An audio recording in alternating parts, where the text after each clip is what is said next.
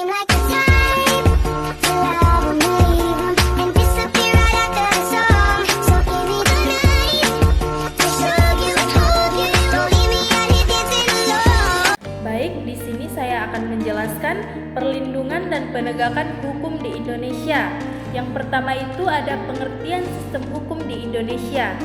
Sistem hukum di Indonesia merupakan suatu kesatuan yang terdiri dari berbagai unsur yang saling berkaitan untuk mengatur kehidupan masyarakat dalam bingkai negara hukum. Dalam sistem hukum di Indonesia, sumber utama hukum adalah Undang-Undang Dasar Negara Republik Indonesia tahun 1945 yang menjadi dasar bagi pembentukan peraturan perundang-undangan di bawahnya seperti Undang-Undang Peraturan Pemerintah dan Peraturan Daerah. Sistem ini juga mengakui keberadaan hukum tidak tertulis seperti hukum adat dan prinsip keadilan sosial. Sistem hukum Indonesia juga mencakup lembaga-lembaga penegak hukum seperti kepolisian, kejaksaan, pengadilan, dan lembaga pemasyarakatan. Masing-masing memiliki peran dan tanggung jawab dalam menjaga keadilan dan ketertiban masyarakat. Yang kedua ada karakteristik sistem hukum di Indonesia. Sistem hukum di Indonesia memiliki karakteristik pluralistik yang berarti mengakomodasi lebih dari satu sistem hukum dalam satu negara. Hal ini tercermin dari adanya 3 sumber utama hukum yang hidup dan berkembang di masyarakat, yaitu hukum adat, hukum Islam, dan hukum nasional yang berasal dari tradisi hukum Barat, khususnya hukum Belanda. Ketiga sistem hukum ini hidup berdampingan dan saling melengkapi dalam praktik kehidupan hukum di Indonesia. Yang ketiga itu ada penggolongan sistem hukum di Indonesia.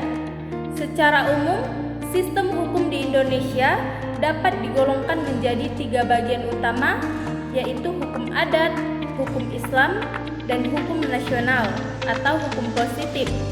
Hukum adat merupakan sistem hukum yang tumbuh dan berkembang dalam masyarakat adat di berbagai daerah, bersifat tidak tertulis dan berdasarkan pada kebiasaan serta nilai-nilai lokal. Hukum Islam berkembang seiring dengan masuknya Islam ke Indonesia dan mengatur aspek-aspek kehidupan umat Islam seperti pernikahan, waris, dan ekonomi syariah.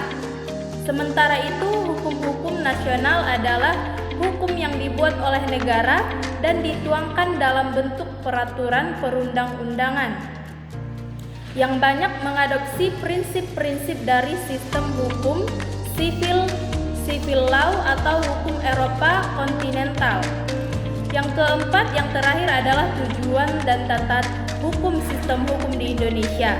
Tujuan dari sistem hukum di Indonesia secara fundamental adalah untuk menciptakan ketertiban, keadilan, dan kepastian hukum dalam berbangsa dan bernegara. Hukum berfungsi sebagai alat untuk mengatur hubungan antar warga negara maupun antar warga negara dengan negara lain agar tercipta kehidupan yang harmonis dan berkeadaban.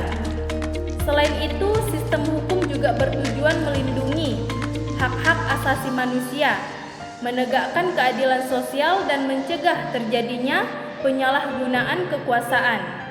Cukup sekian dari saya, dilanjutkan oleh kawan saya. Terima kasih. Selanjutnya saya akan menjelaskan tentang bagian B, yaitu sistem peradilan di Indonesia. 1. Pengertian sistem peradilan di Indonesia. Sistem peradilan di Indonesia merupakan suatu mekanisme atau tata cara yang mengatur bagaimana hukum ditegakkan melalui lembaga peradilan. Sistem ini berfungsi sebagai sarana untuk menyelesaikan sengketa, menegakkan keadilan, serta melindungi hak-hak hukum masyarakat dan negara.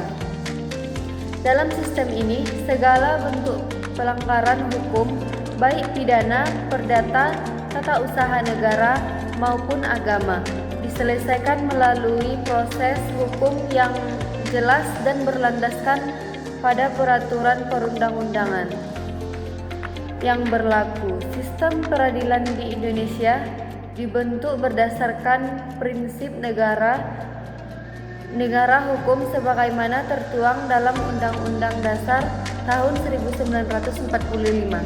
Dalam praktiknya, sistem ini dijalankan oleh lembaga-lembaga peradilan yang independen dan bebas dari intervensi pihak manapun, yaitu Mahkamah Agung atau MA, Mahkamah Konstitusi, MK, Komisi Yudisial, serta pengadilan-pengadilan di bawah MA seperti Pengadilan Umum, Pengadilan Agama, Pengadilan Tata Usaha Negara, dan Pengadilan Militer. Setiap lembaga memiliki kewenangan khusus sesuai dengan jenis perkara yang ditangani. 2. Dasar hukum sistem peradilan di Indonesia. Dasar hukum sistem peradilan di Indonesia bersumber utama dari Undang-Undang Dasar tahun 1945,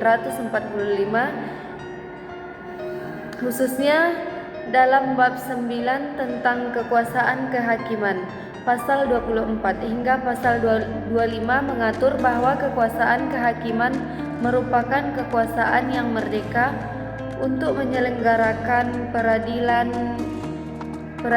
guna menegakkan hukum dan keadilan. Selain itu, dasar hukum pelaksanaan sistem peradilan juga diperkuat oleh sejumlah undang-undang seperti Undang-Undang Nomor 48 Tahun 2009 tentang Kekuasaan Kehakiman, Undang-Undang Nomor 49 Tahun 2009 tentang Peradilan Umum, Undang-Undang Nomor 50 Tahun 2009 tentang Peradilan Agama, Undang-Undang Nomor 51 Tahun 2009 tentang Peradilan Tata Usaha Negara, dan Undang-Undang Nomor 3 Tahun 2009 tentang Mahkamah Agung. 3. Perangkat lembaga pengadilan dalam sistem peradilan di Indonesia. Dalam sistem peradilan di Indonesia terdapat berbagai perangkat lembaga pengadilan yang menjalankan fungsi yudisial untuk menegakkan hukum dan keadilan. Lembaga-lembaga ini dibentuk berdasarkan konstitusi dan undang-undang dan memiliki fungsi serta yurisdiksi masing-masing. Tujuannya adalah untuk menjamin perlindungan hukum bagi seluruh warga negara serta menyelesaikan setiap perkara sesuai dengan jenisnya secara adil dan merdeka dari campur tangan pihak lain. Lembaga peradilan tertinggi dalam sistem hukum Indonesia adalah Mahkamah Agung atau MA. MA memiliki kewenangan sebagai pengadilan tingkat kasasi dan pengawas tertinggi terhadap pengadilan di bawahnya, yaitu Pengadilan Umum, Pengadilan Agama, Pengadilan Tata Usaha Negara, dan Pengadilan Militer. Mahkamah Konstitusi merupakan lembaga pengadilan khusus yang memiliki kewenangan terbatas, namun sangat penting, yaitu menguji undang-undang terhadap Undang-Undang Dasar tahun 1945. Selanjutnya bagian C, tingkatan lembaga peradilan. Sistem peradilan di Indonesia disusun secara berjenjang atau bertingkat, yang berarti penyelesaian suatu perkara dapat melalui beberapa tahap pengadilan, mulai dari tingkat pertama hingga tingkat tertinggi. Tujuan dari sistem berjenjang ini adalah untuk menjamin keadilan bagi para pencari peradilan. Tingkat pertama dalam lembaga peradilan adalah Pengadilan Negeri untuk Perkara Umum, Pengadilan Agama atau Pengadilan Tata Usaha Negara, dan Pengadilan Militer. Pengadilan tingkat pertama ini berwenang memeriksa dan memutus perkara untuk pertama kalinya. Hakim di tingkat ini akan mendengar bukti, saksi, dan seluruh proses persidangan dari awal. Putusan dari pengadilan tingkat pertama dapat diterima oleh para pihak atau dapat diajukan banding apabila tidak puas dengan hasilnya. Tingkat kedua adalah pengadilan tinggi yang berfungsi sebagai pengadilan tingkat banding. Pengadilan ini meninjau kembali putusan dari pengadilan tingkat pertama apabila ada pihak yang mengajukan banding. Hakim di tingkat ini akan memeriksa ulang fakta hukum dan proses yang dijalankan di tingkat pertama untuk memastikan bahwa putusan sebelumnya telah dibuat secara adil dan sesuai hukum. Pengadilan tinggi juga berperan dalam mengawasi dan membina pengadilan di bawahnya. Tingkat ketiga adalah Mahkamah Agung, yang merupakan pengadilan tertinggi dalam sistem peradilan umum di Indonesia.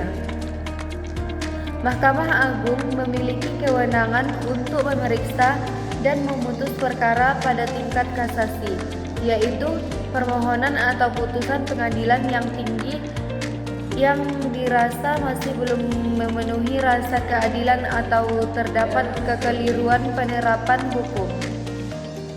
Selain kasasi, Mahkamah Agung juga dapat melakukan peninjauan kembali atau PK atas putusan yang telah berkekuatan hukum tetap jika ditemukan bukti baru atau terdapat kehilapan hakim. Sekian materi dari saya. Wassalamualaikum warahmatullahi wabarakatuh. D. Peran lembaga peradilan. Pengertian dari peran lembaga peradilan ini yaitu institusi resmi negara untuk menegakkan hukum, keadilan, ketertiban masyarakat, menyelesaikan sengketa secara adil dan berdasarkan hukum. Peran lembaga peradilan ini ada 3 macam. Yang pertama sebagai penegak hukum dan keadilan. Yang pertama itu kan sebagai penegak hukum dan keadilan. Maksud dari sebagai penegak hukum dan keadilan ini yaitu proses hukum adil, objektif, putusan tidak diskriminatif, menjamin kepercayaan masyarakat. Yang kedua, perlindungan HAM dan pengontrol kekuasaan. Maksud dari perlindungan HAM dan pengontrol kekuasaan ini yaitu lindungilah hak warga negara, tangani perkara pidana, perdata, agama, dan lain-lain, dan Mahkamah Konstitusi dan Mahkamah Agung. Yang ketiga, penjaga demokrasi dan negara hukum. Maksud dari penjaga demokrasi dan negara hukum ini yaitu lembaga independen dan profesional menjaga keadilan dan supremasi hukum. Selanjutnya, menampilkan sikap yang sesuai dengan hukum.